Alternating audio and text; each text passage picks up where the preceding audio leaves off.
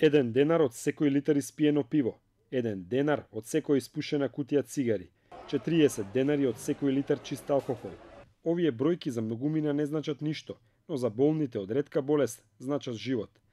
Парите ги добива Министерството за здравство од Царинската управа за акцизите за цигари и алкохол. Законот за здравствена заштита пред 3 години беше сменет за да им се помогне на лицата со ретки болести, односно дел од акцизата да се користи токму за оваа намена. Законот генерално се почитува и парите легнуваат на сметката на Министерството, но не секој денар што ќе влезе во касата завршува кај оние на кои им е потребна помош – болните.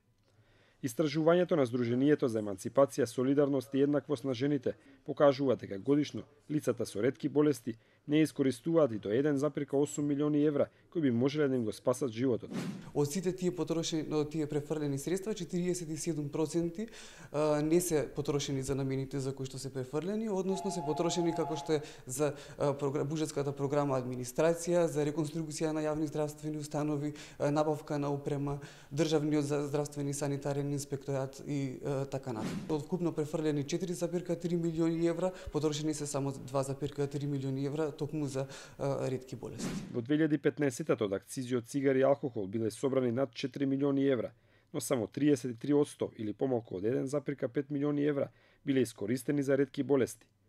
Оваа сума секоја година расте, но се намалува сумата што државата ја дава од сопствениот буџет. Во 2015-та од буџетот се обезбедиле 90 милиони денари, наредната 80 милиони, а годинава 50 милиони. Затоа пак растела сумата што се одвојува токму од акцизите. Вкупно годинава лицата со ретки болести имаат на располагање 210 милиони денари или околу 3,5 милиони евра.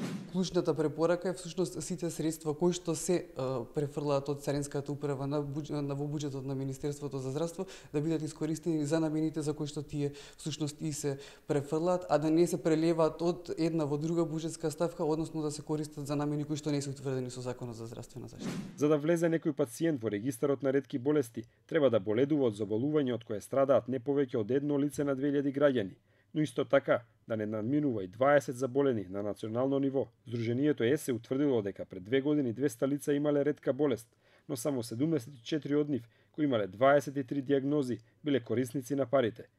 126 лица со ретка болест немале можност да ги искористат парите кои Министерството ги имало на сметката. Клучна слабост на оваа програма е тоа што ги ограничува лицата со ретки болести да ги користат средствата, односно да ги користат лековите кои што им се набавуваат преку оваа програма, а тоа е заради големата бирократска постапка во начинот, односно во спроведувањето на тендерските постапки во рамки на Министерството за здравство.